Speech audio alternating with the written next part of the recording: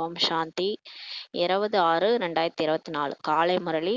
ஓம் சாந்தி. பாப்தாதா மதுபன். சிவத்தந்தையே பிரம்மா பாபா உடல்ல அவதரிச்சு நமக்காக பாடம் எடுக்க வந்திருக்கிறாரு. ஆசிரியராகி நம்மெல்லாம் இறை மாணவர்கள் இப்போ அவருடைய கமல வாயின் மூலமாக இன்றைய முரளியை கேட்கலாம். பாபா என்ன சொல்றாருன்னா, இனிமையான குழந்தைகளே, இப்போது பிடி அளவு கொண்டை கடலைக்கு, அதாவது கொண்டை கடலைன்னு என்ன சொல்றாருன்னா, இந்த உலகிய வருமானம் ஏற்றுறாங்க இல்லையா, வேலைக்கு போய் வருமானம் கிடைக்குது இல்லையா, அதுக்கு பின்னாடி தனது நேரத்தை வீணாக்காதீர்கள் சொல்லி சொல்றாரு. இப்போது தந்தையின் உதவியாளர்களாக ஆகி தந்தையின் பெயரை வெளிப்படுத்துங்கள் சொல்லி பாபா சொல்றாரு. இது விசேஷமா குமாரிகளுக்காக சொல்லி சொல்றாரு. குமாரிகள்னா சிஸ்டர்ஸு சரண்டர் ஆகுறாங்க இல்லையா, அவங்க வீட்டில் இருந்துட்டு அப்பா அம்மாவோட விருப்பத்தோடையோ இல்லை விருப்பம் இல்லாமலையோ வந்து சென்டரில் சரண்டர் ஆகிடுவாங்க. வேலைக்கு போயிட்டு நீங்கள் அந்த கொண்டை கடலைக்கு பின்னாடி போகாமல் நீங்கள் வந்து பாபாவுடைய உதவியாளராக ஆகுங்க, பாபாவுடைய பேரை வெளிப்படுத்துங்கன்னு சொல்லி பாபா சொல்கிறாரு. அந்த பிடி அளவு கொண்டை கடலைன்ட்டு மதிப்பிடுறாரு. அந்த இந்த உலகிய வருமானம் நம்ம சம்பாதிக்கிறது, சாதாரணமாக மற்ற விஷயங்களை போய் சம்பாதிக்கிறத கொண்டை கடலைக்கு சமமாக பாபா வந்து சொல்கிறாரு.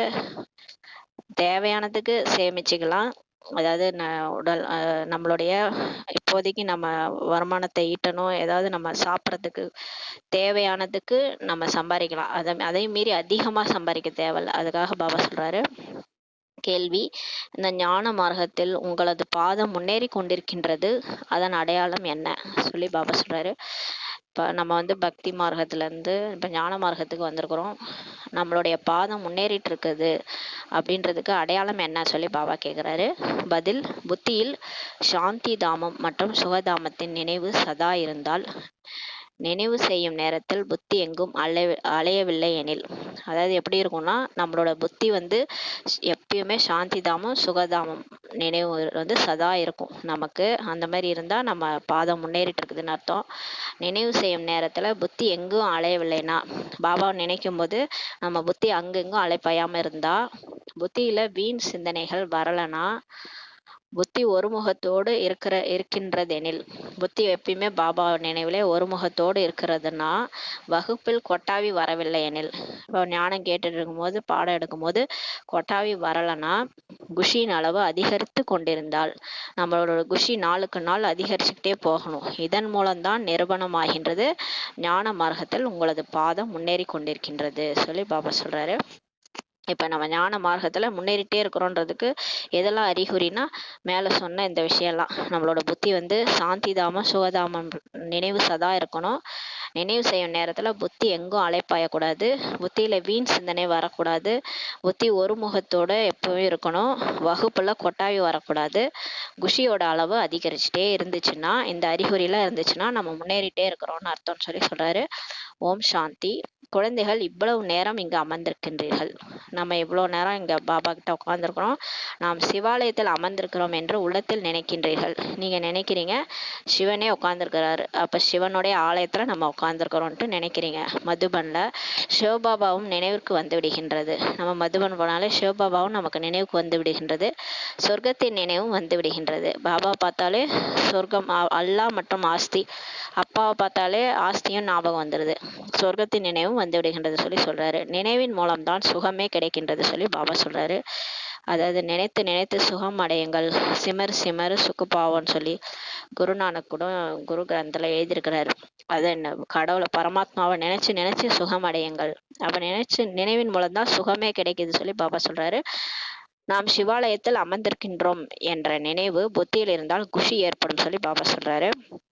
நான் எங்கே உட்காந்துருக்கிறேன், சிவாலயத்தில் உட்காந்துருக்கிறேன்ற நினைவு நம்ம புத்தியில் இருந்துச்சுன்னா நமக்கு அவ்வளோ குஷி வரும்னு சொல்கிறாரு. கடைசியில் அனைவரும் சிவாலயத்திற்கு சென்றே ஆக வேண்டும். கடைசியில் எல்லாரும் பரந்தாமத்துக்கு போகணும், அங்கே தான் சிவன் வசிக்கிற இடம். பரந்தாமத்தில் இருக்கிற பரம்பிதாவேன்னு பாடியிருக்காங்க இல்லையா, அது சிவன் தான், அது சிவாலயம் தான். அந்த சிவாலயத்துக்கு தான் கடைசியாக நம்ம போகணும்னு சொல்கிறாரு. சாந்தி தாமத்திலேயே யாரும் அமர்ந்து விட முடியாது, ஆனாலும் பரந்தாமம் தான் நம்ம வீடு, அங்கேயே யாரும் இருக்க முடியாது. உண்மையில் சாந்தி தாமத்தையும் சிவாலயம் என்று கூறுகின்றோம். உண்மையில சாந்தி தாமத்தையும் சிவாலயம் சொல்ல முடியும், ஏன்னா சிவன் அங்கதானே இருக்கிறாரு. சுகதாமத்தையும் சிவாலயம் என்று கூறலாம், சொர்க்கத்தையும் சிவாலயம்ட்டு சொல்லலாம்னு சொல்லி பாபா சொல்றாரு. ஏனெனில் அதனையும் தந்தை தான் ஸ்தாபனை செய்கின்றார். ஏன்னா கடவுள் தான் அந்த சொர்க்கத்தையும் ஸ்தாபனை செய்கிறாரு. அதனால சொர்க்கத்தையும் சிவாலயம் சொல்லலாம். குழந்தைகளாகிய நீங்கள் ரெண்டையுமே நினைவு செய்ய வேண்டும். இப்போ நம்ம என்ன நினைவு செய்யணும்? பாபாவை நினைவு செய்யணும், பரந்தாமத்தை நினைவு செய்யணும், அதுவும் சிவாலயம் தான். சொர்க்கத்தையும் நினைவு செய்யணும், அதுவும் சிவாலயம் தான். அந்த சிவாலயமானது அமைதிக்காக மற்றும் இந்த சிவாலயமானது சுகத்திற்காக சொல்லி பாபா சொல்றாரு. பரந்தாம அமைதிக்காக, சொர்க்கம் வந்து சுகத்திற்காக சொல்லி பாபா சொல்றாரு. இது துக்கதாமம் ஆகும்.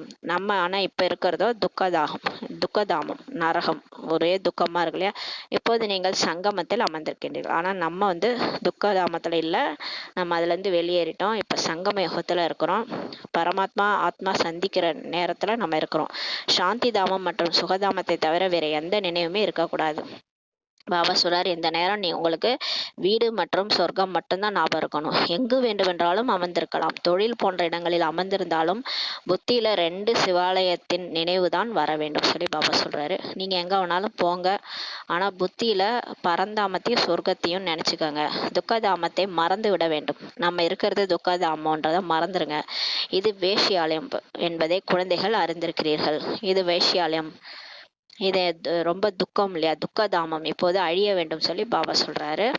இங்க அமர்ந்திருக்கும் போது குழந்தைகளாகிய உங்களுக்கு கொட்டாவி போன்றவை வரவே கூடாது. நம்ம முரளி கேட்கும்போது கடவுளே வந்து பாடம் எடுத்துட்டு இருக்கிறாருன்னா அவரை அவமதிக்க கூடாது. அதனால கொட்டாவி வரவே கூடாது சொல்லி பாபா சொல்றாரு. பலரது புத்தியானது எங்கெங்கேயோ வேறு பக்கம் சென்று விடுகின்றது. நிறைய பேருக்கு புத்தி எங்கெங்கோ வேற வேற பக்கம் போறதுனால அவங்களுக்கு அதுல முரளி வாசிக்கும் போது முரளி பாயிண்ட்ஸ்ல சிந்தனை போகாதனால கொட்டாவி வருது. மாயின் தடைகள் ஏற்படுகின்றது. நிறைய மாயாவுடைய தடை ஏற்படுது. அது சமைக்கணும், போகணும், அங்க போகணும், நாளைக்கு என்ன செய்யணும், இந்த மாதிரி விஷயங்கள் புத்தியில ஓடுறதுனால மாயாவுடைய தடைகள் ஏற்படுது. படிப்புல கூட சொல்லி சொல்றாரு. குழந்தைகளாகிய உங்களுக்கு தந்தை அடிக்கடி கூறுகின்றார், குழந்தைகளே மன்மனா பவ. பாபா நமக்கு அடிக்கடி சொல்றாரு, மன்மனா பவ. மனதினால் இறைவனை நினைவு செய்யறது, தன்னை ஆத்மான்னு உணர்ந்து பரமாத்மாவை நினைக்கிறதா மன்மனாபவ. விதவிதமான யுக்திகளை பாபா கூறுகின்றார். டெய்லியுமே 4 பக்கம் முரளியில பாருங்களேன். தலைப்பு ஒன்று, கேள்வி பதில் ஒன்று எடுத்துக்கிட்டு அதை ஃபுல்லாக எக்ஸ்பிளைன் பண்ணுவார். விதவிதமாக சொல்லி ஆத்ம உணர்வை வெளிப்படுத்துறதுக்காக, குழந்தைகளுக்கு பழைய ஞாபகத்தை கொண்டு வரதுக்காக விதவிதமாக புரிய வைக்கிறார் யுக்திகளை. இங்க அமர்ந்திருந்தாலும் நாம் முதலில் சாந்தி தாம சிவாலயத்திற்கு செல்வோம் சொல்லி நமக்கு தெரியுது சொல்லி பாபா சொல்றாரு. இப்ப நம்ம இங்க இருந்தாலும் அடுத்து நம்ம சாந்திதாமம் சிவாலயத்துக்கு போவோம், பிறகு சுகதாமத்திற்கு வருவோம் என்பது புத்தியில் நினைவு செய்யுங்கள் சொல்லி பாபா சொல்றாரு. இவ்வாறு நினைவு செய்வதன் மூலம் பாவங்கள் அழிந்து கொண்டே இருக்கும். இப்படி நினைக்க நினைக்க நம்ம சாந்தி தாமம், சொர்க்கம், பாபா அப்படி நினைக்க நினைக்க நம்ம பாவம்லாம் அழிஞ்சிட்டே போகின்றாரு. எந்த அளவுக்கு நீங்க நினைவு செய்யறீங்களோ அந்த அளவுக்கு பாதங்கள் முன்னேறுகின்றன சொல்லி சொல்றாரு. பாபா நினைக்க நினைக்க நம்ம இந்த ஞான மார்க்கத்துல முன்னேறிக்கிட்டே போவோம். இங்க வேறு எந்த எண்ணங்களுடனும் அமரக்கூடாது சொல்லி சொல்றாரு.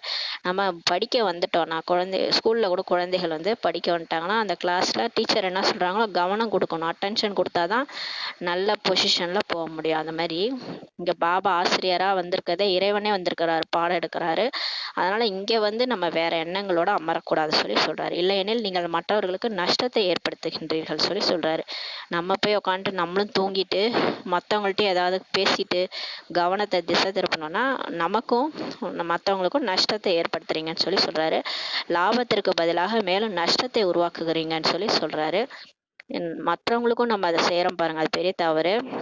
லாபத்துக்கு பதிலா நஷ்டத்தை ஏற்படுத்துறோம்னு சொல்லி சொல்றாரு. முன்பு நினைவில் அமர்கின்ற போது யார் கொட்டாவி விடுகின்றனர், யார் கண்களை மூடி அமர்ந்திருக்கின்றனர் என்பதை சோதிப்பதற்கு எதிரில் அமர வைத்தனர். முன்னாடிலாம் பாபா பிரம்ம பாபா இருக்கும்போது நினைவுல உட்காரும் போது அதாவது யோகா பண்ணும்போது முன்னாடி ஒரு ஆள் உட்கார வச்சு யார் கொட்டாய் விடுறாங்க, யார் கண்ணில் மூடி இருக்கிறாங்கலாம் சோதிப்பதற்கு எதிரில் அமர வச்சாராம் பாபா. அதனால் அப்போது மிகுந்த எச்சரிக்கையோட இருந்தாங்களாம். இவரது புத்தியானது எங்கு அலைகின்றது, கொட்டாவி விடுகின்றாரா என்ன என்பதை தந்தையும் பார்க்கின்றார். இப்போ பாபாவே பார்க்குறாரு நம்ம புத்தி எங்கேயாவது அலையுதா. அவரு தான் புத்தியே பார்த்துருவார்ல, எண்ணத்தையே படிச்சிருவாரு. இவங்களுக்கு எங்க எண்ணம் ஓடுது, இவங்க என்ன நினைக்கிறாங்களா இல்லையான்னு செக் பண்றாரு. கொட்டாவி விடுங்கிறாங்களான்னு சொல்லி பாபாவும் பார்க்குறாரு. எதையும் புரிந்து கொள்ளாதவர்களும் அதிகமாக வருகின்றனர் சொல்லி பாபா சொல்றாரு. நிறைய பேருக்கு ஞானமே தெரியாது, 7 நாள் கோர்ஸ் கவனிச்சிருக்க மாட்டாங்க. ஆத்மா பரமாத்மா இந்த சிருஷ்டி சக்கர ஞானம் எதுவுமே புரிஞ்சுக்காதவங்களும் அதிகமாக வராங்கன்னு சொல்லி சொல்றாரு. பிராமணிகள் அழைத்து வருகின்றனர்.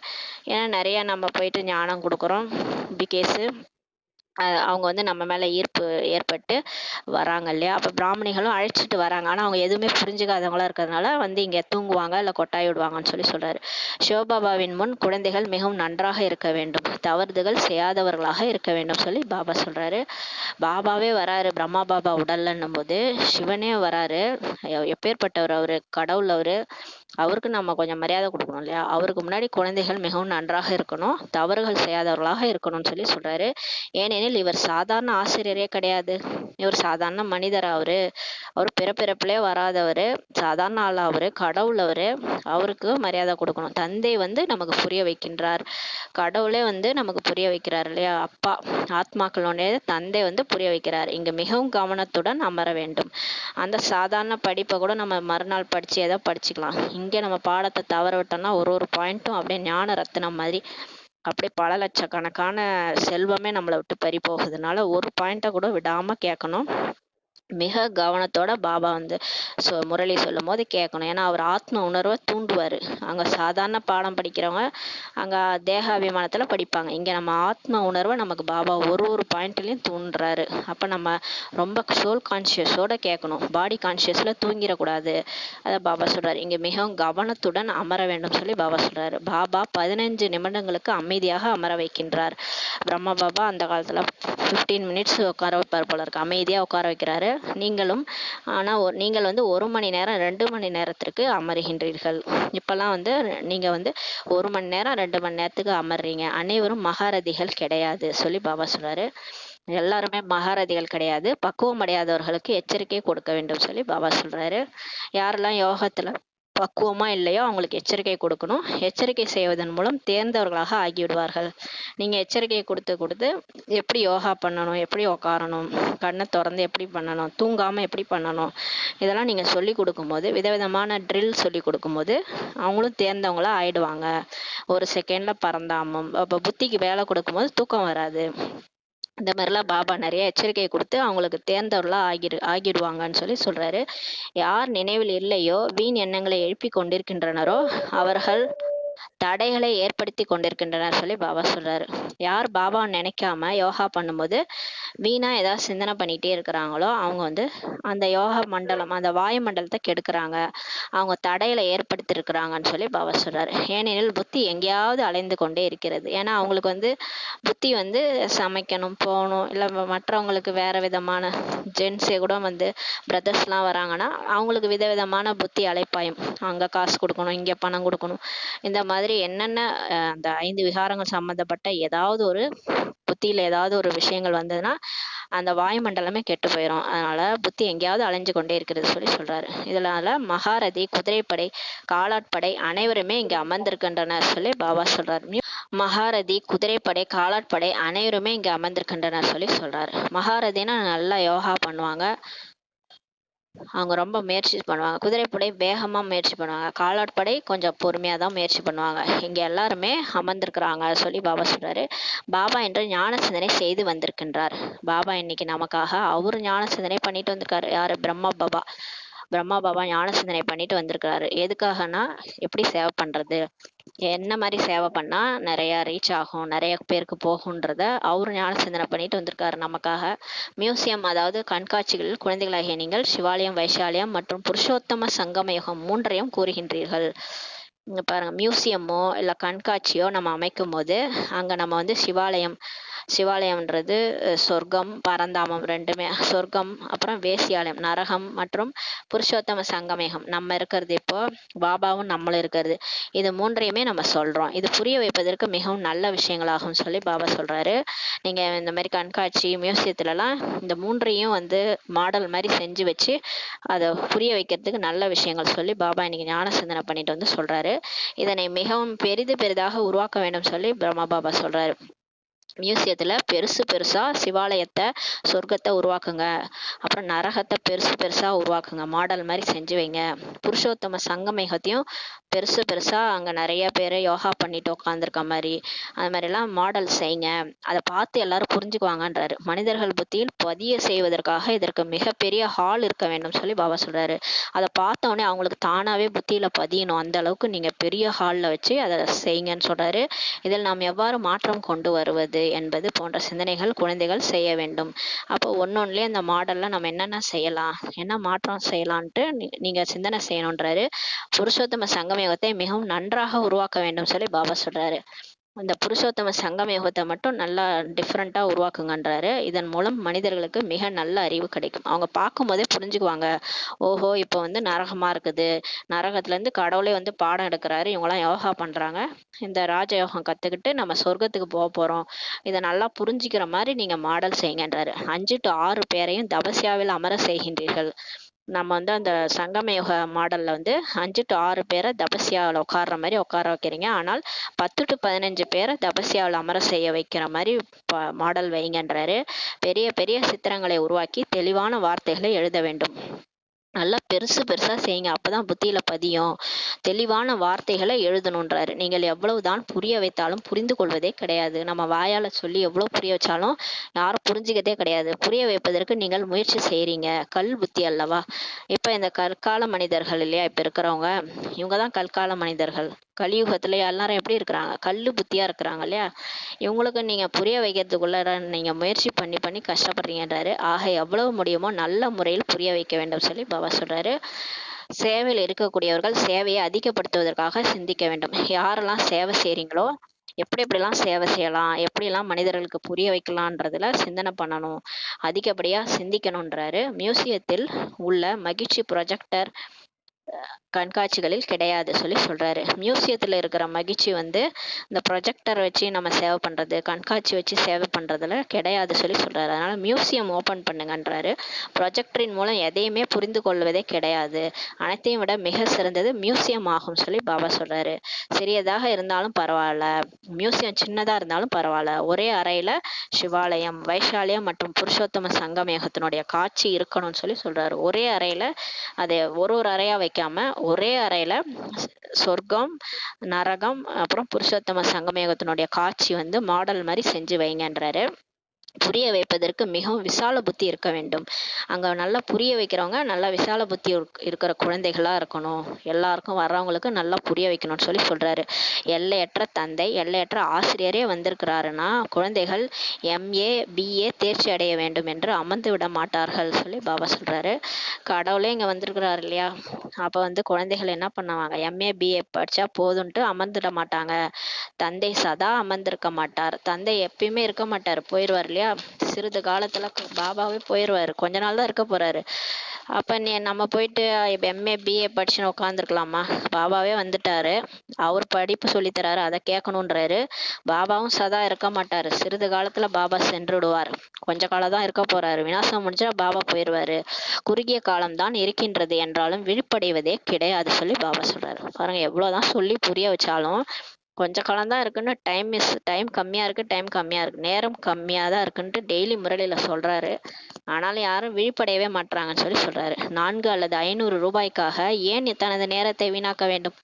தினக்கூலிக்கு போறாங்க, 400 ரூபாய் கொடுக்குறாங்க, 500 ரூபாய் கொடுக்குறாங்கன்ட்டு போறாங்க, டைம் வேஸ்ட் பண்றாங்கன்றாரு.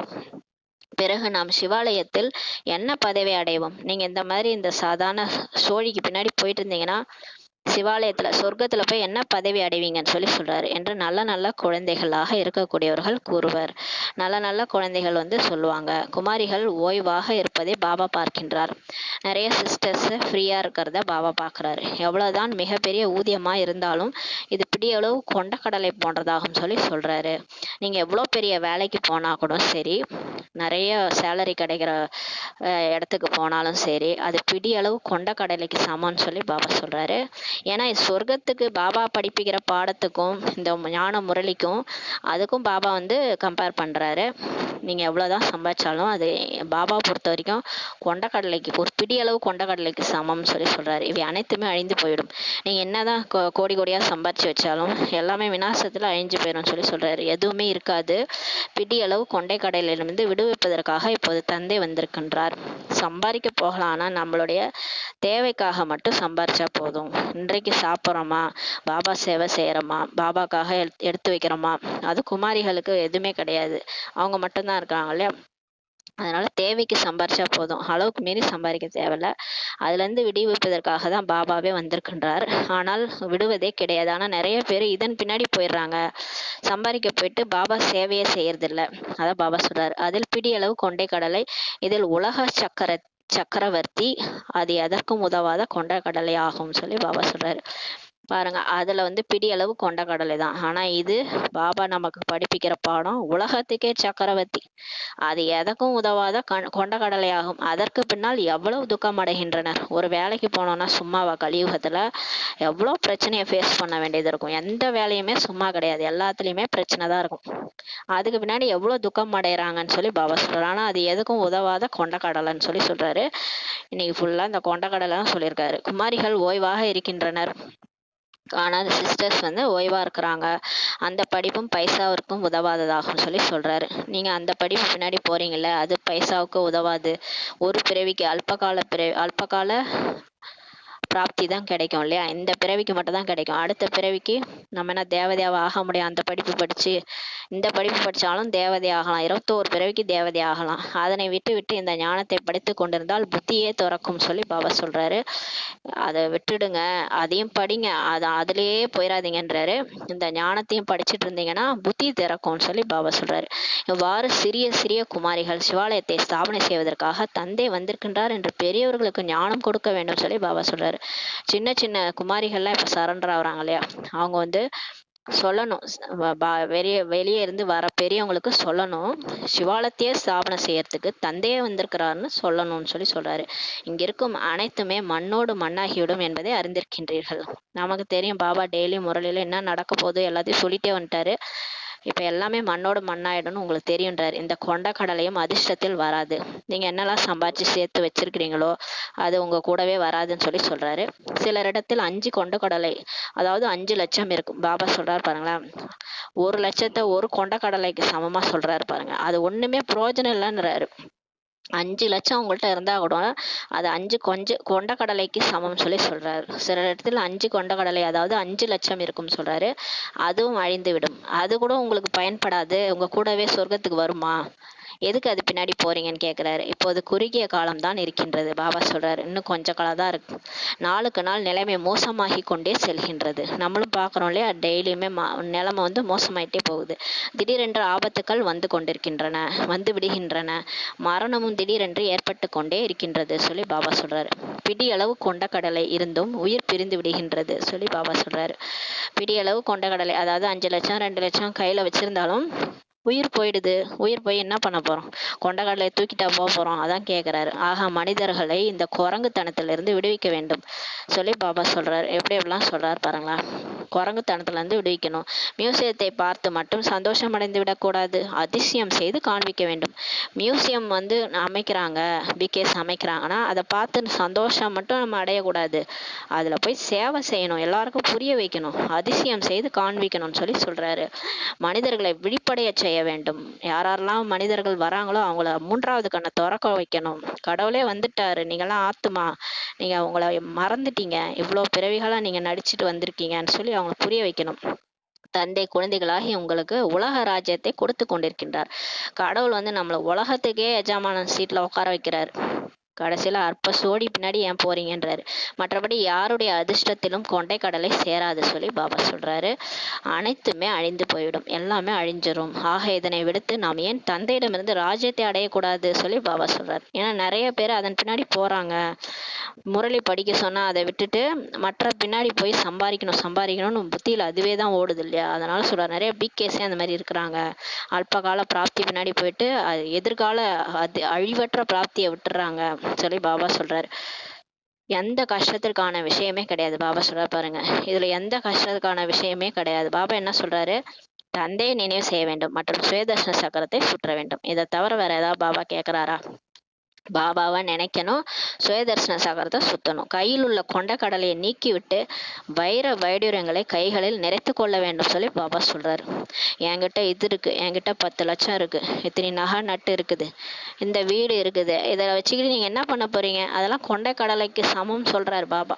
அதெல்லாம் பற்று நீக்கிட்டு அதெல்லாம் பாபாவோட பேர்ல ட்ரஸ்ட்ல போட்டுட்டு, பாபா இது உன்னுடைய வீடு, பாபா இது உங்களுடைய பசங்க, பாபா இது எல்லாம் உன்னுடையது பாபான்னு சொல்லிட்டு பாபாட்ட கொடுத்துட்டு, வீட்டில் இருந்தாலும் இல்லறத்துல இருந்தாலும் பாபாட்ட சரண்டர் பண்ணிட்டு நீங்க அந்த கொண்டக்கடலை எல்லாம் நீக்கி விட்டு வைர வைடூரியங்களை கையில நிறைச்சிக்கணும்னு சொல்லி சொல்றாரு. இப்ப நம்ம வைர வைடூரியங்களே வாங்கிட்டு இருக்கிறோம் பாபாட்ட இருந்து. தினம் தினம் வைர வைடூரியங்களை கொடுத்துட்டு இருக்கிறாரு. ஞான ரத்தினங்களை நம்ம நிரப்பிட்டு இருக்கிறாரு புத்தியில. அதை தான் நிறைச்சிக்கணும்னு சொல்லி சொல்றாரு. தந்தை புரிய வைக்கின்றார். இனிமையான குழந்தைகளே, இந்த பிடியளவு கொண்டை கடலைக்கு பின்னால் நீங்கள் ஏன் தங்களது நேரத்தை வீணாக்குகின்றீர்கள் சொல்லி பாபா சொல்றார். கடவுளே வந்து சொல்றாரு பாருங்களேன், இதுக்கு பின்னாடி போய் ஏன் உங்க டைமை வேஸ்ட் பண்றீங்க? அதுக்காக அப்படியே வேலைக்கே போகாம இருக்கணும் கிடையாது. இது வந்து குமாரிகளுக்கு தான் பாபா சொல்றாரு. உடனே எல்லாரும் இல்லறத்துல இருக்கிற மாதாஸ் பிரதர்ஸ்லாம் பாபா சொல்லிட்டாருன்னு வேலைக்கு போகாம இருக்கக்கூடாது. ஏன்னா இல்லறத்துல இருக்கிறவங்க குழந்தை குட்டியை படிக்க வைக்கணும், குழந்தை குட்டிக்காக சம்பாதிக்கணும், அதுக்காக போகலாம். அது பாபா சொல்லவே சொல்லலை. இங்க பாபா வந்து குமாரிகள், குறிப்பாக குமாரிகள்னா டைட்டில்லே கொடுத்துட்டாரு, அவங்களுக்கு தான் சொல்லிட்டு இருக்கிறாரு. அதனால நம்ம அந்த மாதிரி நினைச்ச கூடாது. இந்த பிடியளவு கொண்டைகளுக்காக நீங்க ஏன் டைம் வேஸ்ட் பண்றீங்கன்றாரு. ஆம், வயோதிகர்களாக இருக்கின்றனர், குழந்தைகள் அதிகமாக உள்ளனர் எனில் அவர்களை வளர்க்க வேண்டியிருக்கின்றது பாபா சொல்றாரு.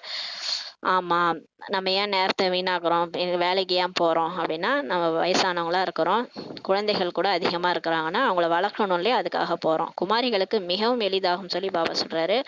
குமாரிகளுக்கு பிரச்சனையே இல்லை, அவங்க ஒரு ஆளு தான். தந்தை நமக்கு இந்த ராஜ்யத்தை கொடுக்கின்றார் என்பதை யார் வந்தாலும் புரிய வைக்க வேண்டும். குமாரிகள் ஈஸியா புரிய வைக்கலாம்.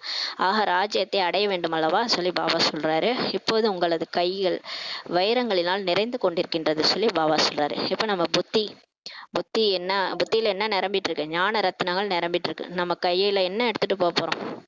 அதான் அந்த கீதா சாராமத்துல என்ன கொண்டு வந்தோம், அதை கொண்டு செல்வதற்கு. எது நேற்று வேறொருடையதோ அது இன்று உன்னுடையது, நாளை வேறொருடையதாகும் சொல்லி இருக்கோம் இல்லையா? அதே மாதிரி இப்ப நம்ம கையில என்ன எடுத்துட்டு போறோம்? போகும்போது எதையும் இந்த உடம்பே நம்ம தூக்கிட்டு போறது கிடையாது. ஆத்மா மட்டும்தான் நம்ம போக போறோம். எப்படி வந்தோமோ அப்படியே போக போறோம். அசிரியாகி திரும்ப போக போறோம். அப்ப நம்ம என்ன நினைச்சிட்டு போனோம்? ஆத்மால மனசு புத்தி தான் இருக்குது. புத்தியை ஃபுல்லா பாபா கொடுத்துட்டு பாபா சொல்ற ஞானத்தை நிரப்பிக்கிட்டு போக போறோம். இந்த கைகள்ல வைரங்களால நிறைஞ்சு கொண்டிருக்கிறது சொல்லி சொல்றாரு. மற்ற அனைத்துமே விநாசமாகிடும். ஆனா நீங்க என்னென்ன சேர்த்து வச்சிருக்கிறீங்களோ, சோழி மாதிரி, கொண்டக்கடலை மாதிரி, எல்லாமே விநாசமாயிரும் சொல்லி சொல்றாரு. நீங்கள் 63 பிறகுகளாக பாவம் செய்தீர்கள். நம்ம இப்படிதான் 63 ஜென்மம் எடுத்து எடுத்து பாவமே செஞ்சுட்டு வந்தோம்.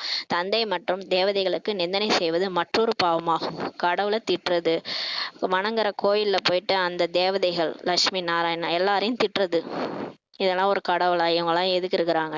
என்னை காப்பாத்தாத தெய்வம்லாம் ஒரு தெய்வமா? கண்ணு இருக்குதா, காது இருக்குதான்னு திட்ட வேண்டியது போய் கோயில்ல உட்காந்து, இதெல்லாம் கூட பெரிய பாவம்னு சொல்லி பாபா சொல்றாரு. விகாரிகளாகவும் ஆனீர்கள் மற்றும் திட்டவும் செய்தீர்கள். நீங்க காமம், கோபம், பற்று, ஆசை, அகங்காரத்துல போயிட்டு தூய்மை இழந்துட்டீங்க. தூய்மை இழந்து சுகம் சாந்தியை இழந்துட்டீங்க. அப்ப ஹாப்பினஸும் இல்லை, அமைதியும் இல்லை. இப்ப அமைதி இழந்த நிலையில என்ன பண்றீங்க? கடவுளை போய் திட்டுறீங்க. நீங்க பண்ணதெல்லாம் நீங்க, ஆனா கடவுளை திட்டுறீங்க. நீங்க விகாரியாவும் ஆனீங்க, திட்டவும் செய்தீர்கள் சொல்லி சொல்றாரு. தந்தைக்கு எவ்வளவு நிந்தனை செய்தீர்கள், ஆனாலும் விட்டீங்களா கடவுளை? கல்லுல இருக்கிறாரு, முள்ளுல இருக்கிறாரு சொல்லிட்டீங்க. எவ்வளவு நிந்தனை பண்ணிட்டீங்க. தந்தை குழந்தைகளுக்கு வந்து இப்போ புரிய வைக்கின்றார். குழந்தைகளின் நேரத்தை வீணாக்க கூடாது. குழந்தைகளை டைம் வேஸ்ட் பண்ணாங்க. பாபா எங்களால் நினைவு செய்ய முடியவில்லை என்று கூறாதீர்கள். பாருங்க, என்கிட்டே வந்து சொல்றீங்க பாபா, உங்களை நான் மறந்து மறந்து போறேன், நினைவு செய்யவே முடியலன்னு சொல்லாதீங்கன்றாரு. பாபா என்னால் ஆத்மா என்று நினைவு செய்ய முடியவில்லை என்று கூறுங்கள். தன்னை மறந்து விடுகின்றீர்கள். நீங்க பாபாவை நினைக்கலன்னு சொல்லாதீங்க, என்னால ஆத்மான்னு நினைக்க முடியலன்னு சொல்லுங்க, அதுதான் ரைட்டுன்றாரு. ஆத்மான்னு நினைச்சிட்டீங்கன்னா ஆட்டோமேட்டிக்கா பாபா நினைவு வந்துடும். நீங்க தேக உணர்வுல இருக்கனால்தான் கடவுள் ஞாபகத்துக்கே வரமாட்டுறாரு. தன்னை மறந்து விடுகின்றீர்கள். நான் யாருன்றத மறந்துடுறீங்க. அதான் இல்லையா, உலகமே கேட்டுட்டு இருக்கு நான் யாரு, நான் யாரு, நான் யாருன்ட்டு நான் உங்களுக்கு சொல்லி கொடுத்துட்டேன் இல்லையா. நான் ஆத்மா, நீங்கெல்லாம் ஆத்மான்றத புரிய வச்சுட்டேன் இல்லையா. ஆனா நீங்க அதை மறந்து போயிடுறீங்கன்னு சொல்லி சொல்றாரு. தேக அபிமானத்தில் வருகின்றோம் எனில் தன்னை மறந்து விடுகின்றோம் சொல்லி பாபா சொல்றாரு. தேக அபிமானத்துல வந்து இந்த தேகம் தான் நான் நினைச்சுக்கிறதுனால நம்ம நாமே மறந்துடுறோம்னு சொல்லி பாபா சொல்றாரு. தன்னை ஆத்மா என்று நினைக்க முடியவில்லை எனில் பிறகு தந்தை எப்படி நினைப்பீர்கள்? நம்ம ஆத்மா, இந்த உடல் கிடையாதுன்ட்டு நினைக்க முடியலன்னா அப்புறம் எப்படி அப்பாவை நினைப்பீங்கன்னு சொல்லி சொல்றாரு. ஏன்னா ஆத்மாவுடைய தந்தை தான் பரமாத்மா. ஆத்மான்னு நம்ம நினைக்கும் போதுதான் பரமாத்மாவுடைய தொடர்பு ஏற்படும். அந்த கரண்ட்ல கூட நம்ம காப்பர் ஒயர் அந்த மேல இருக்கிற அந்த ஒயரை, ரப்பர் ஒயரை ரிமூவ் பண்ணிட்டு உள்ள இருக்கிற 2 ஒயரை கனெக்ட் பண்ணாதான் கரண்ட் பாஸ் ஆகும், கனெக்ஷன் கிடைக்கும். கனெக்ஷனே இல்லாமல் எப்படி உங்களுக்கு வந்து சார்ஜ் ஏறும்? செல்ஃபோனை வந்து நம்ம சார்ஜரில் பேட்ரி சுவிட்சு போட்டுட்டு, நம்ம பேட்ரி சார்ஜர் போட்டுட்டு சுவிட்சு போடாமல் விட்டால் எப்படி கனெக்ஷன் ஆகும்? அப்போ ஆத்மா அப்படின்ட்டு உணர்வில் இருந்தால் தான் நமக்கு வந்து கனெக்ஷன் ஏற்படும், பரமாத்மாவோட கனெக்ஷன் ஏற்படும், நம்ம ரீசார்ஜ் பண்ணிக்க முடியும். நம்ம எதுவுமே பண்ணலை அப்படின்னா, ஆத்மானே நம்ம பண்ணலை, ஆத்மானே அந்த உணர்வு வரலை, நமக்கு தேக உணர்வுலே இருக்கிறோம், தேக உணர்வுலே இருந்துக்கிட்டு நம்ம பாபா நினைக்கிறோம், சார்ஜே ஆகாது. எப்பயும் போல பக்தியில போய் கோயில்ல சாமி கும்பிட்டு வர மாதிரி தான் தேக உணர்வுல இருந்துகிட்டு நம்ம பாபாவை நினைக்கிறது வேஸ்ட். நான் இந்த உடல் அல்ல, நான் ஆத்மா, நான் நெற்றி புருவத்துல இருக்கிறேன், நான் சக்திசாலியான ஆத்மா, நான் முதல்ல அசிரீரியா தான் வந்தேன், பல பிறவைகள் எடுத்து இப்ப இந்த கடைசி உடல்ல இருக்கிறேன், இந்த உடல் கூட அழிஞ்சு போயிரும், இந்த உடல் கூட நிரந்தரம் கிடையாது. நிறைய பேரை பார்த்துருக்கோம், எல்லாருமே போயிட்டாங்க, ஆத்மா தான் எல்லாருமே, நடிகர்கள் அந்த உடலை விட்டு போயிட்டாங்க. நானும் வந்து ஆத்மா, இந்த உடல் அழிஞ்சு போயிடும், நான் ஆத்மா, அழிவற்ற ஆத்மா அப்படின்னு அந்த சோல் கான்சியஸ் கொண்டு வந்துட்டு அப்புறம் தான் நீங்க பாபாவை நினைக்கணும். சும்மாவே பாபாவை நினைக்கிறது, உடல் உணர்வுல நினைக்கிறது, பாபாவையே பார்த்துட்டு இருக்கிறது, பிரம்மா பாபா போட்டோவே பார்த்துட்டு இருக்கிறது, இதெல்லாம் வேஸ்ட். அதனால உங்களுக்கு சார்ஜே ஆகாதுன்னு சொல்லி பாபா சொல்றாரு. ஆத்மான்னு நினைக்க முடியலன்னா எப்படி பாபாவை நினைப்பீங்கன்னு சொல்லி சொல்றாரு. மிகப்பெரிய லட்சியமாகும் குழந்தைகளே, இது மிகப்பெரிய லட்சியம் சொல்லி சொல்றாரு. மிகவும் எளிமையானதாகவும் இருக்கின்றது சொல்லி பாபா சொல்றாரு. மற்றபடி மாயின் எதிர்ப்பு இருக்கின்றது, இது ரொம்ப ஈஸி. ஆத்மான்னு உணர்ந்து பாபா நினைக்கிறது ரொம்ப ஈஸி தான், ஆனா மாயாவோட எதிர்ப்பு அதிகமா இருக்குன்னு சொல்லி சொல்றாரு. மனிதர்கள் கீதை போன்றவற்றை படிக்கின்றனர், மனிதர்கள் கீதாச்சாரம், கீதையெல்லாம் படிக்கிறாங்க, ஆனால் எந்த பொருளையுமே புரிந்து கொள்வது கிடையாது. எல்லாமே தெரியும், ஆனா அவங்களுக்கு பொருளே புரியாது. பாரதத்திற்கு முக்கியமானது கீதை ஆகும். இந்து தர்மத்துல ஒவ்வொரு வீட்லயுமே கீதை, பகவத்கீதை இருக்கும். முக்கியமானது நம்மளுடையது கீதை தான் சொல்லி சொல்றாரு. பாரதத்துல ஒவ்வொரு தர்மத்திற்குமே தனித்தனியான சாஸ்திரம் இருக்குது. இப்ப முஸ்லிம் தர்மம்னா அவங்க குரான் வச்சிருக்காங்க, கிறிஸ்துவ தர்மம்னா பைபிள் வச்சிருக்காங்க, அந்த மாதிரி ஹிந்து தர்மத்துக்கு நம்ம பகவத்கீதை இருக்கு. தர்மத்தை ஸ்தாபனை செய்யக்கூடியவர்களை சத்குரு என்று கூற முடியாது சொல்லி பாபா சொல்றாரு. இப்ப யாரெல்லாம் தர்மத்தை ஸ்தாபனை செய்ய வந்தாங்களோ அவங்கள சத்குருன்னு சொல்ல முடியாது, இது மிகப்பெரிய தவறாகும் சொல்லி சொல்றாரு. சத்குருவானவர் ஒரே ஒருவரேன்னு சொல்லி பாபா சொல்றாரு. சத்குருன்றவர் ஒரே ஒருத்தர் தான், சத்தியமான குரு. மற்றபடி குரு என்று கூறிக்கொள்ளக்கூடியவர்கள் பலர் இருக்கிறாங்கன்னு சொல்லி சொல்றாரு. யாராவது தச்சு தொழிலை கற்றுக் கொடுக்கின்றார் எனில், யாராவது இன்ஜினியரிங் தொழில் கற்றுக் கொடுக்கின்றார் எனில் அவர்களும் குருவாக ஆகிவிட்டனர். இப்ப ஏதாவது நமக்கு தொழில் கற்றுக் கொடுக்குறாங்கன்னா அவங்கள குருன்னு சொல்லுவோம். கற்றுக் கொடுக்கும் ஒவ்வொருவரும் குருவாக இருக்கின்றனர், ஆனால் சத்குரு ஒரே ஒருவர் தான் சொல்லி சொல்றாரு. இப்போது உங்களுக்கு சத்குரு கிடைத்திருக்கின்றார், நமக்கு சத்தியமான குரு கிடைச்சிருக்கிறாரு. அவர்தான் சத்தியமான தந்தையாகவும் இருக்கின்றார், சத்தியமான ஆசிரியராகவும் இருக்கின்றார் சொல்லி பாபா சொல்றாரு. அவர் சொல்றது எல்லாமே உண்மை. அவர் தான் உண்மையான அப்பா, உண்மையான ஆசிரியர், உண்மையான சத்குரு. இங்க சொல்லிட்டு இருக்கிறவங்க எல்லாருமே பொய்யானவங்க. இந்த உடலுக்கான அப்பா, ஆசிரியர் எல்லாமே பொய்யானவங்க. எல்லாரும் அழிஞ்சு போயிட்டாங்க இல்லையா, அழிஞ்சு போயிடுறாங்க, யாரும் உயிரோட இருக்கிறது இல்லை இல்லையா. அவங்க இந்த பிறவிக்கு தந்தையா இருப்பாங்க, இந்த பிறவிக்கு ஆசிரியரா இருப்பாங்க, அடுத்த பிறவிக்கு வேற ஆள் மாறிடுவாங்க. அவங்கள சத்தியமானவங்களே கிடையாது. ஆனா இவரு பாருங்க, சத்தியமான அப்பா, சத்தியமான ஆசிரியர், சத்தியமான குரு வந்திருக்கிறாரு, எல்லாரையும் கூட்டு போவாரு. ஆகையால் குழந்தைகள் அதிக தவறுகளை செய்யவே கூடாது. பாபா சொல்றாரு, இப்ப கடவுளே வந்து பாடம் எடுக்கிறார். அவர் சத்தியம், சிவம், சுந்தரம், சத்தியமானவர் போது அதிக தவறுகளை செய்யக்கூடாது சொல்லி சொல்றாரு. இங்கிருந்து மிக நல்ல முறையில் புத்துணர்வு அடைந்து செல்கின்றீர்கள். மதுபனுக்கு வந்தா நல்லா ரெஃப்ரெஷ் ஆகி போறீங்க, பிறகு வீட்டுக்கு சென்றதும் இங்க இருக்கும் அனைத்தையுமே மறந்து விடுகின்றீர்கள் சொல்லி சொல்றாரு. நல்லா தான் யோகா பண்றீங்க, நல்லா முரளி கேட்குறீங்க, வீட்டுக்கு போனோடனே ஏன் எல்லாத்தையும் மறந்துடுறீங்க, பழையபடி ஆயிடுறீங்கன்னு சொல்லி சொல்றாரு. கர்ப்ப சிறையில் கூட அதிக தண்டனைகள் கிடைக்கின்றது. இங்க பாருங்க, கர்ப்ப சிறையில குழந்தைகள் தண்டனை அனுபவிக்கிறாங்க. நம்ம நினைக்கிறோம் குழந்தை விளையாடிட்டு இருக்குன்னு, ஆனா அங்க உள்ள காட்சியா கடவுள் காட்டுறாரு. அது கடவுள்கிட்ட கதறுது, ஐயோ எனக்கு வேணாம், ஏற்கனவே பட்ட பாடு துன்பம் போதும், திரும்ப ஒரு பிறவியா, அதுவும் இங்க போய் பிறக்கணுமா அப்படின்னு சொல்லிட்டு அது காட்சியெல்லாம் பார்த்து பார்த்து அழுவுது. அதிக தண்டனை கிடைக்குதுன்னு சொல்லி பாபா சொல்றாரு. அங்கோ கர்ப்ப மாளிகை இருக்கும். அங்க நம்ம சத்தியுகத்துல தண்டனையே கிடையாது. அங்க கர்ப்ப மாளிகை தான் இருக்கும். தண்டனை அடையும் அளவுக்கு எந்த விக்கிரமுமே அங்க ஏற்படாது. அங்க எல்லாருமே ஆத்ம உணர்வுல இருப்பாங்க. யாருக்கும் எந்த தொந்தரவும் கொடுக்க மாட்டாங்க. அதனால அவங்க சிறை தண்டனையே இருக்காது. அங்க அங்க கோர்ட்டு, சிறைச்சாலை இந்த மாதிரிலாம் எதுவுமே கிடையாது சத்தியுகத்துல. அதனால சொர்க்கத்துல கர்ப்ப மாளிகை தான், கர்ப்ப சிறையே கிடையாது சொல்லி பாபா சொல்றாரு. தந்தையின் எதிரில் நாம் படித்து கொண்டிருக்கின்றோம் என்பதை குழந்தைகளாக நீங்கள் நினைக்கின்றீர்கள். இப்ப பாபாவுக்கு முன்னாடி நம்ம உட்காந்து படிச்சுட்டு இருக்கிறோம்ட்டு நமக்கு தெரியும். வெளியில் தங்களது வீட்டில் இவ்வாறு கூற மாட்டீர்கள். ஆனா வீட்டுல உட்காந்து படிக்கும்போது இல்ல சென்டர்ல உட்காந்து படிக்கும்போது நம்ம அப்பாவுக்கு முன்னாடி உட்காந்துருக்கோம்னு சொல்ல மாட்டோம். என்ன சொல்லுவோம்? சகோதரர் படிப்பிக்கிறார் என்று அங்க நினைக்கிறீங்க. அங்க சென்டர்ல சகோதரர் பிரதர் வாசிக்கிறாரு படிப்பிக்கிறாருன்னு நினைப்பீங்க. இங்கு தந்தை இடத்தில் நேரடியாக வந்திருக்கின்றீர்கள். மதுபன்ல நம்ம முரளி கேட்கும்போது நேரடியா பாபா சொல்றாருன்ட்டு நம்ம கேட்போம். பாபா மீட்ல தந்தை குழந்தைகளுக்கு மிகவும் நல்ல முறையில் புரிய வைக்கின்றார். இப்ப கடவுளே வந்துட்டாரு, மிகவும் நல்ல முறையில நமக்கு புரிய வைக்கிறாரு. தந்தை புரிய வைப்பதற்கும் குழந்தைகள் புரிய வைப்பதற்கும் வித்தியாசம் ஏற்பட்டு விடுகின்றது. முரளியே பாபா சொல்லி கொடுக்கும்போது பாபா மீட்ல அது வேற மாதிரி இருக்கும். பாபா சொன்ன வார்த்தைகளை வேற சிஸ்டர்ஸ் பிரதர்ஸ் பாபாவுடைய குழந்தைகள் புரிய வைக்கிறதுக்கும் வித்தியாசம் ஏற்பட்டு விடுகின்றது சொல்லி பாபா சொல்றாரு. குழந்தைகளுக்கு தந்தை எச்சரிக்கை செய்கின்றார். இப்ப கடவுளே நமக்கு எச்சரிக்கை செய்யறாரு. குழந்தைகளே குழந்தைகளே என்று கூறி புரிய வைக்கின்றார். பாருங்க, யாராவது குழந்தைகளே குழந்தைகளேன்னு சொல்லுவாங்களா? ஆனா கடவுள் சொல்றாரு பாருங்க, குழந்தைகளே குழந்தைகளே. அவருடைய குழந்தைகள் நம்ம அப்பா. அவரு கடவுள் நம்மளுடைய அப்பா. நம்ம இவ்வளவு நாள் கடவுளே கடவுளேன்னு கூட்டின்னு வந்தோம். கடைசியில அவரு தான் நம்மளுடைய அப்பா. அவர் குழந்தைகளே குழந்தைகளேன்னு சொல்லி புரிய வைக்கிறார். நீங்கள் சிவாலயம் வைசியாலயத்தை புரிந்திருக்கின்றீர்கள், எல்லையற்ற விஷயமாகும் சொல்லி சொல்றாரு. உங்களுக்கு இப்பதான் சாந்தி தாமம் எது, நரகம் எது எல்லாம் புரிஞ்சிருக்கிறீங்க, சொர்க்கம் எதெல்லாம் புரிஞ்சிருக்கீங்க. இது எல்லையற்ற விஷயமாகும் சொல்றாரு. இதனை தெளிவுபடுத்தி காண்பிக்கும் பொழுது மனிதர்களுக்கு சிறிதாவது மகிழ்ச்சி வரும் சொல்லி சொல்றாரு. இது எல்லாத்தையும் நீங்க தெளிவா புரிய வைக்கும் போது மனிதர்களுக்கு மகிழ்ச்சி வரும். அங்கு மேலோட்டமாக புரிய வைக்கின்றீர்கள். சீரியஸாக புரிய வைக்கின்ற போது நல்ல முறையில் புரிந்து கொள்வார்கள். கண்காட்சியில பாருங்க, எல்லாருக்கும் ஒரே டைம்ல எக்ஸ்பிளைன் பண்ண முடியாது. டக்கு டக்குன்னு ஏதோ மேலோட்டமா புரிய வைக்கும் போது அவங்க ஏதோன்ட்டு போயிடுவாங்க. ஆனா சீரியஸா உட்காந்து 7 நாள் கோர்ஸ் நீங்க சென்டர்ல வர வச்சு சொல்லும் போது நல்ல முறையில புரிஞ்சுக்குவாங்கன்னு சொல்லி சொல்றாரு. அதுவும் முரளி எடுக்கும் போது நல்லா புரியும்னு சொல்லி சொல்றாரு. தன் மீது கருணை காட்டுங்கள் சொல்லி பாபா சொல்றாரு. உங்க மீதே நீங்க கருணை காட்டுங்க குழந்தைங்களே. இந்த வைஷ்யாலயத்திலேயே இருக்க வேண்டுமா என்ன? நீங்க இந்த நரகத்துல இருக்கணும்னு ஆசைப்படுறீங்கன்னு சொல்லி கேட்கிறாரு. எப்படியெல்லாம் புரிய வைப்பது என்று பாபாவிற்கு எண்ணங்கள் ஓடுகின்றது அல்லவா? பிரம்மா பாபாவுக்கு எண்ணம் ஓடுது. அவரு என்ன பண்ணுவாரு? ஐயோ, கடவுள் வந்துட்டாரு, உலக மாற்றம் செய்யணும்னு சொல்லிட்டாரு, நம்ம தான் செய்ய வைக்கணும், நம்ம தான் நிறைய பேரை வர வைக்கணும், எப்படி புரிய வைக்கிறதுன்ட்டு அவரு மனசுல ஓடுது. குழந்தைகள் எவ்வளவோ முயற்சி செய்கின்றனர். அதே மாதிரி பிரம்மா பாபா மாதிரி நிறைய குழந்தைகளும் முயற்சி செய்யறாங்க. இருப்பினும் மூடி இருக்கும் டப்பாவில் உள்ள பொருள் போன்று இருக்கின்றனர்.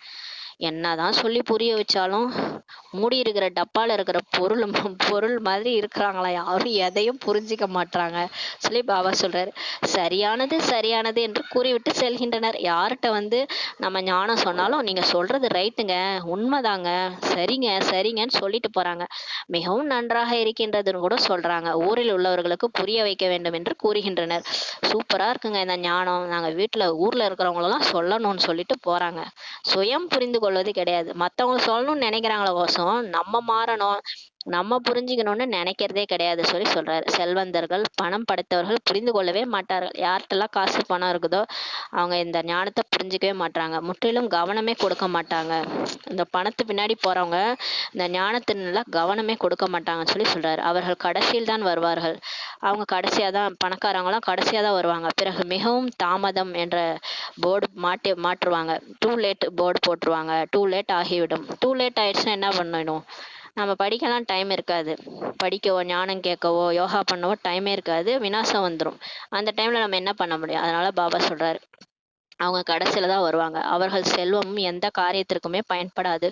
பணக்காரவங்கள செல்வம்லாம் காரியத்திற்கே பயன்படாது. ஏன்னா அவங்க சொர்க்கத்துக்கு வர முடியாது சொல்லி சொல்றாரு. யோகாவிலும் இருக்கவே முடியாது. அவங்களால யோகாவும் செய்ய முடியாது. ஆனாலும் கொஞ்சம் கேட்டாலும் பிரஜையா வந்துருவாங்க. மற்றபடி கேட்பதன் மூலம் பிரஜைகளாக வந்து விடுவார் சொல்லி சொல்றாரு. திரேதா யோகா கடைசியில பிரஜைகளா வந்துருவாங்கன்னு சொல்லி சொல்றாரு. ஏழைகள் மிகவும் உயர்ந்த பதவியை அடைய முடியும். ஆனா இப்ப யாரெல்லாம் பாபா முரளி கேட்கறாங்களோ, விழுந்து விழுந்து படிக்கிறாங்களோ அவங்களாம் ஏழைகள். ஏழைகள் மிக உயர்ந்த பதவியை அடைவாங்கன்னு சொல்லி பாபா சொல்றாரு. கன்னிகளாகிய உங்களிடத்தில் என்ன இருக்கின்றது? கன்னியாவே ஏழை என்று கூறப்படுகின்றது. இப்ப கன்னியாஸ் தானே வராங்க. வீட்டில் கல்யாணம் பண்ணி கூட வைக்க முடியல, அந்த அளவுக்கு வீட்டில் கஷ்டம் அப்படின்னா சரண்டர் ஆயிடுறாங்க. அவங்க கன்னியாஸ்க்கு என்னன்னு சொல்லப்படுது? அவங்க ஏழை தான். அவங்களுக்கு என்ன, இப்போ வீட்டில் வந்து அப்பா அம்மா இருக்கிறாங்க, பொண்ணு பையன் இருக்கிறாங்கன்னா பொண்ணுக்கு சொத்து எழுதி வைக்கிறாங்க, பையனுக்கு தானே சொத்து எழுதி வைக்கிறாங்க. பெண்ணுக்கு சொத்து கூட கிடையாது இல்லையா? கல்யாணம் பண்ணிட்டு போனால் ஏதோ போடுறேன், நகை நட்டு போட்டு அனுப்புறேன்னு சொல்லுவாங்க, அவ்வளோதான். அதை கூட கன்னியாதானம் செஞ்சு வச்சிடுறாங்க. அதாவது அவங்க கன்னியாக்கள் வந்து ஏழைன்னு சொல்லி பாபா சொல்றாரு. ஏனெனில் தந்தையின் ஆசையானது ஆண் குழந்தைகளுக்கு தான் கிடைக்குது, மற்றபடி கன்னியாதானம் கொடுக்கப்படுகின்றது சொல்லி சொல்றாரு. அப்போதுதான் விகாரத்திற்கு செல்கின்றனர். கல்யாணம் பண்ணி கொடுத்து விகாரத்துக்கு அனுப்பி விட்டுறாங்க, தூய்மை இழக்க வைக்கிறாங்கன்னு சொல்லி பாபா சொல்றாரு. திருமணம் செய்து கொண்டால் பணம் கொடுப்பேன் என்று கூறுவர். வீட்டில் இருக்க அம்மா அப்பா, நீ திருமணம் பண்ணிக்கிட்டீங்கன்னா உனக்கு பணம் கொடுக்குறேன், நகை போட்டு கல்யாணம் பண்ணி வைக்கிறேன், இல்லைன்னா நீ போன்னு சொல்லிடுறாங்க. தூய்மையாக இருக்க வேண்டுமெனில் ஒரு பைசாவும் கொடுக்க மாட்டேன்னு சொல்லிடுறாங்க. பாருங்களேன், என்ன ஒரு கஷ்டம். தூய்மையாக இருக்கிறேன்னா நான் ஒரு பைசா கூட உனக்கு தரமாட்டேன்னு சொல்லி கன்னியாசுக்கு சொல்லிடுறாங்க. எவ்வாறெல்லாம் மனோநிலை உள்ளது பாருங்கள், எப்படியெல்லாம் இருக்கிறாங்க பாருங்க அம்மா அப்பான்னு சொல்லி சொல்றாரு. நீங்கள் யாருக்கும் பயப்படாதீர்கள் சொல்லி பாபா நமக்கு தைரியம் கொடுக்குறாரு. இப்போ பாபா வந்து கன்னியாசுக்கு தைரியம் கொடுக்குறாரு. நீங்க யாருக்கும் பயப்படாதீர்கள், தெளிவாக புரிய வைக்க வேண்டும் சொல்லி சொல்றாரு. எல்லாருக்கும் தெளிவா புரிய வைங்க, தைரியம் இருக்கணும்னு சொல்லி சொல்றாரு. நீங்கள் முற்றிலும் உண்மையை கூறுகின்றீர்கள். பாபா சொல்றாரு, பயப்படாதீங்க, தைரியமா இருங்க, நீங்க உண்மைதான் சொல்றீங்க, இது சங்கம யுகமாகும் சொல்லி பாபா சொல்றாரு. அந்த பக்கம் கைப்பிடி அளவு கொண்டை கடலை, இந்த பக்கம் வைரங்கள் நிறைந்த கையாகும் சொல்லி சொல்றாரு. அந்த பக்கம் உலகத்தினுடைய பக்கம் போனீங்கன்னா கைப்பிடி அளவு கொண்டை கடலை தான் கிடைக்கும். இந்த பக்கம் பாபா பக்கம் வந்தீங்கன்னா வைரங்கள் நிறைந்த கையாகும் சொல்லி சொல்றாரு. ஆனா இப்ப இருக்கிறவங்களுக்கு இது புரியாது. கடைசியில விநாசம் முடிஞ்சு எல்லாரும் காட்சி காட்டும் போது நம்மலாம் கையை நிறைச்சிக்கிட்டு போனோம், அவங்களாம் வெறும் கையோட போவாங்கன்னு சொல்லி பாபா சொல்றாரு. இப்போது நீங்கள் குரங்கிலிருந்து பூஜைக்கு தகுந்தவர்களாக ஆகின்றீர்கள், பந்தர்லேருந்து மந்திருக்கு தகுந்தவர்களாக ஆகிறீங்கன்னு சொல்லி பாபா சொல்றாரு. முயற்சி செய்து வைரம் போன்ற வாழ்க்கையை அடைய வேண்டும் அல்லவா? பாபா சொல்றாரு, நல்லா முயற்சி பண்ணி பாபாவை நினைவு செய்து முரளி படிச்சு வைரம் போன்ற ஆகணும் இல்லையான்னு சொல்லி பாபா சொல்றாரு. தோற்றமும் துணிச்சலான சிம்ம வாகினி போன்று இருக்க வேண்டும். தைரியமா போய் ஞானத்தை சொல்லணும். சோம்பேறி மாதிரி சோம்பலா கோழையா இருக்கக்கூடாது சொல்லி சொல்றாரு. துணிச்சலான தோற்றம் வந்து எப்படி இருக்கணும் பார்க்கறதுக்கு? சிம்ம வாகினி, சிங்கத்தின் மீது அமர்ந்திருக்கும் அந்த சிம்ம வாகினி மாதிரி இருக்கணும், அங்காள பரமேஸ்வரி மாதிரி இருக்கணும், தைரியமா இருக்கணும்னு சொல்லி சொல்றாரு.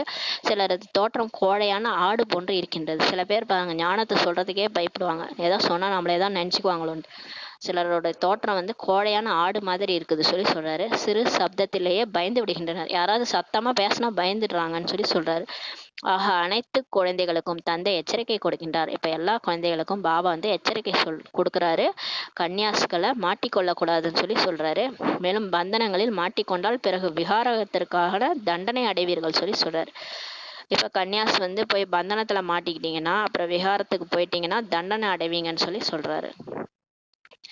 அப்போ நம்ம அந்த 5 விகாரத்தில் மாட்டிக்குவோம். அதுக்கப்புறம் பந்தனம் வந்துடும். பந்தனம் வந்தால் எல்லாரையும் பார்த்துக்கணும். தனியாக இருக்கும் போதே பாபாவை நினச்சிக்கலாம். எல்லாரும் கூடயும் சேர்ந்தனா எல்லாரையும் பார்த்துக்கணும், பற்று அதிகரிச்சிரும். பந்தனத்தில் மாட்டிக்கிட்டா அதுவே தண்டனை தான் சொல்லி சொல்கிறாரு. ஞானத்தை நல்ல முறையில் தாரணை செய்தால் உலக மகாராணியாக ஆவீர்கள் சொல்லி பாபா சொல்கிறாரு. ஞானத்தை நல்ல முறையில் நீங்கள் தாரணை செய்ய செய்ய உலகத்துக்கே மகாராணியாக ஆக முடியும்னு சொல்லி சொல்கிறாரு. நான் உங்களுக்கு உலக ராஜ்யத்தை கொடுப்பதற்காகவே வந்திருக்கின்றேன்னு சொல்லி சிவபாபா சொல்கிறாரு. ஆனால் சிலருக்கு அதிர்ஷ்டமே இல்லை. என்ன பண்ணுறது? கடவுளே வந்து சொல்லிட்டு இருக்கிறாரு, கடவுள் மேலே நம்பிக்கை இல்லை. இதெல்லாம் உண்மையா பொய்யா, சிவனே தான் சொல்லிட்டு இருக்கிறாரா, இதெல்லாம் உண்மையான்ட்டு சில பேருக்கு நம்பிக்கை கிடையாது. அதனால சிலருக்கு அதிர்ஷ்டமே இல்லை சொல்லி சொல்றாரு. தந்தை ஏழை பங்காளனாக இருக்கின்றார். யார் ஏழைகளோ அவங்க தான் பகவானை நம்புறாங்க. பிரம்மா பாபா உடல்ல வந்திருக்கிறது சிவன் தான் வந்து சொல்லிட்டு இருக்கிறாருன்ட்டு நம்புறது யாருன்னா ஏழைகள் தான். அதனால தந்தை வந்து ஏழை பங்காளனா இருக்கிறாரு. கன்னிகைகள் ஏழைகளாக இருக்கின்றனர் சொல்லி பாபா சொல்றாரு. தாய் தந்தையினால் திருமணம் செய்விக்க முடியவில்லை எனில் கொடுத்து விடுகின்றனர். இப்ப நிறைய பேர் பிகேஸா சரண்டரா இருக்கிறாங்க. அம்மா அப்பாவால் திருமணம் செய்ய முடியவில்லைன்னா இங்கே வந்து பிகேவாயிடுறாங்க. ஆக அவர்களுக்கு நஷா அதிகரிக்க வேண்டும். அப்போ அவங்களுக்கு போதை அதிகரிக்கணும் இல்லையா? கடவுளுடைய குழந்தையா நான் ஆயிட்டேன், கடவுள் சேவை செய்யறதுக்காக பாபா என்னை இந்த பிறவியில பிறக்க வச்சிருக்கிறாரு. இது சங்கமயுக பிராமண பிறவி, அதிசிரேஷ்ட பிறவி. அந்த போதை உங்களுக்கு அதிகரிக்கணும்னு சொல்லி சொல்றாரு. நான் நல்ல முறையில் படித்து நல்ல பதவியை அடைய வேண்டும் சொல்லி போதை அதிகரிக்கணும்னு சொல்லி சொல்றாரு. நல்ல மாணவர்களாக உள்ளவர்கள் நாம் நேர்மையுடன் தேர்ச்சி அடைய வேண்டும் என்பதற்காக படிப்பில் கவனம் செலுத்துவார் சொல்லி சொல்றாரு. யாரெல்லாம் நல்ல ஸ்டூடெண்ட்ஸோ நான் ஃபர்ஸ்ட் கிளாஸ்ல தேர்ச்சி அடையணுன்ட்டு படிப்புல கவனம் செலுத்துவாங்க. அந்த லௌகீக ஸ்டூடெண்ட்ஸே அப்படிதானே.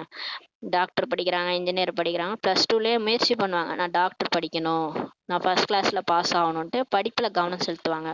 அவர்களுக்கு தான் பிறகு ஸ்காலர்ஷிப் உதவித்தொகை கூட கிடைக்கின்றது சொல்லி சொல்றாரு. யார் அந்த மாதிரி நல்ல படிப்புல நல்லா முன்னேறி போறாங்களோ அவங்களுக்கு ஸ்காலர்ஷிப் கிடைக்கும். எந்த அளவிற்கு முயற்சி செய்யறீங்களோ அந்த அளவுக்கு உயர்ந்த பதவி அடைவீர்கள். இங்க கூட அப்படிதான், நல்லா படிச்சா நல்ல பதவி அடைய முடியும், பாபா உதவி பண்ணுவாரு, ஸ்காலர்ஷிப் கொடுப்பாருன்னு சொல்லி சொல்றாரு. அதுவும் 21 பிறவிகளுக்கு சொல்லி பாபா சொல்றாரு. இங்கு அற்ப கால சுகம் இருக்கின்றது. இங்க எது நீங்க எடுத்தாலும் அற்ப காலம்தான். என்ன சம்பாரிச்சாலும் கொஞ்ச காலத்துக்கு தான். இந்த உடல் கூட கொஞ்ச காலம்தான், இருக்க போற இடம் கூட கொஞ்ச காலம்தான், எல்லாமே கொஞ்ச காலம். இன்னைக்கு நாம இருப்போம், நாளைக்கு எங்க போய் எந்த வீட்டுல இருப்போமோ தெரியாது. கொஞ்ச காலம்தான். நம்ம இது மாதிரி எத்தனை பிறவி எடுத்து வந்திருப்போம். எல்லாமே அற்ப காலம்னு சொல்லி பாபா சொல்றாரு. இன்று ஏதாவது பதவி கிடைக்கின்றது, நாளை மரணம் ஏற்பட்டு விட்டால் அவ்வளவுதான் சொல்லி பாபா சொல்றார். அப்ப எந்த எந்த ஒரு போஸ்டிங் கிடைச்சாலும் சரி, நாளைக்கே மரணம் வந்துருச்சுன்னா அவ்வளவுதான் சொல்லி பாபா சொல்றாரு. யோகிக்கும் போகிக்கும் வித்தியாசம் இருக்கின்றது அல்லவா. யோகியா இருக்கிறதுக்கும் போகியா இருக்கிறதுக்கும் வித்தியாசம் இருக்குது சொல்லி சொல்றாரு. ஆக ஏழைகளின் மீது அதிக கவனம் செலுத்துமாறு தந்தை கூறுகின்றார். இப்ப பாபா சொல்றாரு, நிறைய ஏழைகள் இருக்கிறாங்களோ அவங்களுக்கு போய் சொல்லி புரிய வைங்கன்னு சொல்லி சொல்றாரு. செல்வந்தர்கள் ஏற்றுக்கொள்வது கடினமாகும். நீங்க போய் பணக்காரவங்கள்ட்ட புரிய வச்சீங்கன்னா வேஸ்ட்டு, அந்த அளவுக்கு ஏத்துக்க மாட்டாங்கன்னு சொல்லி சொல்றாரு. மிகவும் நன்றாக இருக்கின்றது, இந்த இயக்கம் மிகவும் நல்லதாக இருக்கின்றது, அதிகமானவர்களுக்கு நன்மை செய்யும் என்று மட்டுமே சொல்வாங்கன்னு சொல்லி சொல்றாரு. நீங்க பணக்காரவங்க புரிய வச்சா இதான் சொல்லுவாங்க, மிக நல்லா இருக்குது, இந்த இயக்கம் கூட நல்லா இருக்குது, நீங்க நிறைய பேருக்கு நன்மை செய்ய முடியும்னு சொல்லி சொல்லுவாங்க. தனக்கு எந்த நன்மையுமே செய்து கொள்வது கிடையாது. சரி நான் வரேன், நான் சரண்டர் ஆகிறேன், நான் சொல்லி புரிய வைக்கிறேன் அப்படின்ட்டு அவங்களுக்கு எந்த நன்மையும் செஞ்சுக்கவே மாட்டாங்க. மிகவும் நன்றாக இருக்கின்றது என்று கூறிவிட்டு வெளியில் சென்றதும் அவ்வளவுதான் சொல்லி பாபா சொல்றாரு. அந்த மாதிரி நிறைய பேர் வந்துட்டு போயிருக்காங்க. மாயை பெரிய தடியை வைத்து கொண்டு காத்திருக்கின்றது சொல்லி சொல்றாரு. அவங்க வெளியில போனதும் மாயா அவங்கள பெரிய தடியை வச்சுக்கிட்டு காத்துட்டு இருக்குதான். ஆர்வத்தையே மறைத்து விடுகின்றது. அதுக்கப்புறம் ஆர்வமே போயிடுது அவங்களுக்கு. ஒரே ஒரு அடியிலேயே அறிவை இழக்க செய்து விடுகின்றது சொல்லி பாபா சொல்றாரு. ஒன்றும் பண்ணாது, அவங்களுக்கு ஆசையை தூண்டி விட்டுரும், பேராசையை தூண்டி விட்டுரும். இன்னும் நிறைய சம்பாதிக்கணும், நிறைய சம்பாதிக்கணும், இந்த இந்த பிறவில பெரிய செல்வந்தர் ஆகணுன்ற அந்த எண்ணம் அது அகங்காரம், அந்த ஆசை, பேராசை, மாயா அந்த ஒரு அடியிலே அவங்கள அறிவு இழக்க செய்யுதுன்னு சொல்லி பாபா சொல்றாரு.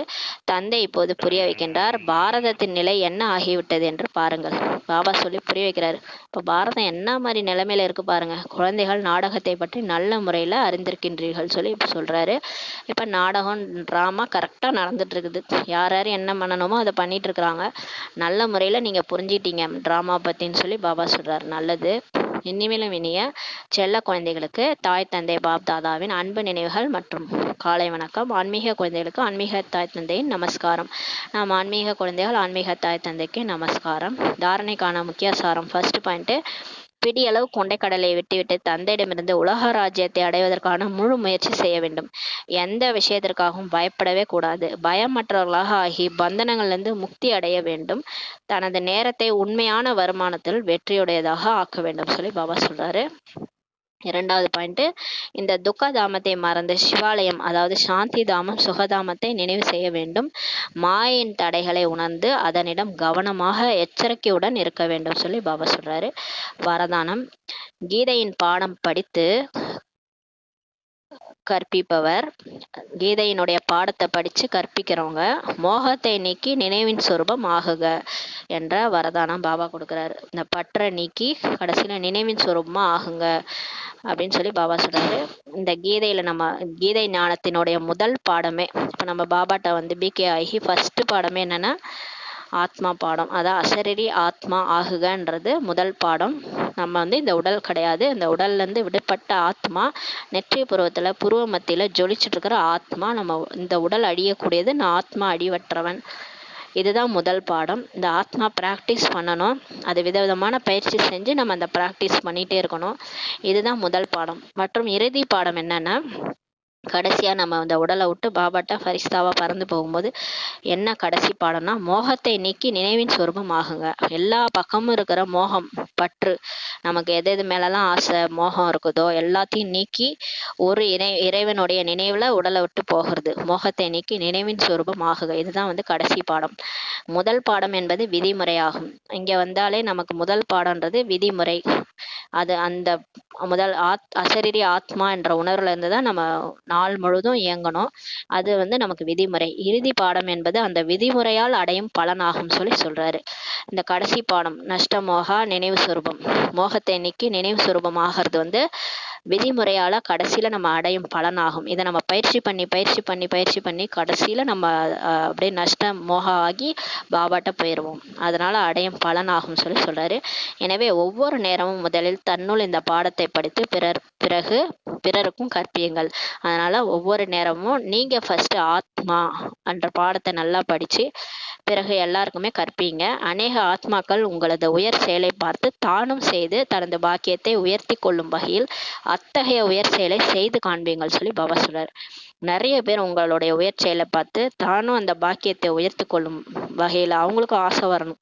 இவங்களை பார்த்தாலே ஒரு மாதிரியா இருக்கிறாங்களே, அலௌகிகமா உணர முடியுது, இவங்களை பார்த்தாலே தேவதை மாதிரி இருக்கிறாங்க, ஆத்ம உணர்வுல இருக்கிறாங்க, இவங்கள்ட்ட கிட்டக வந்தாலே அவ்வளோ ஒரு அமைதி நம்ம அனுபவம் ஆகுது அப்படின்ட்டு நம்மளை பார்த்து அவங்களோட பாக்கியத்தையும் அவங்க உயர்த்துக்கிற வகையில அத்தகைய உயர்ச்சியில செய்து காண்பீங்கன்னு சொல்லி பாபா சொல்றாரு. ஸ்லோகன்: பரமாத்மாவின் அன்பிலேயே மூழ்கி இருந்தால் கடினமெல்லாம் விடுபட்டே போய்விடும் சொல்லி பாபா சொல்றாங்க. பாபாவோட அன்புலே நம்ம மூழ்கி இருந்தோம்னா நம்ம வாழ்க்கையில வர கஷ்டம் எல்லாமே கடினமான விஷயம் கூட நம்மளை விடுபட்டு போயிடும்னு சொல்லி பாபா சொல்றாங்க. எதெல்லாம் நமக்கு கஷ்டமா தெரியுதோ அதெல்லாம் ரொம்ப ஈஸியா அனுபவம் ஆகும் எப்பன்னா பாபாவோட அன்புல மூழ்கி இருக்கும் போது சொல்லி பாபா சொல்றாங்க. ஓம் சாந்தி. நன்றி பாபா, நன்றி ராமா, நன்றி பரி.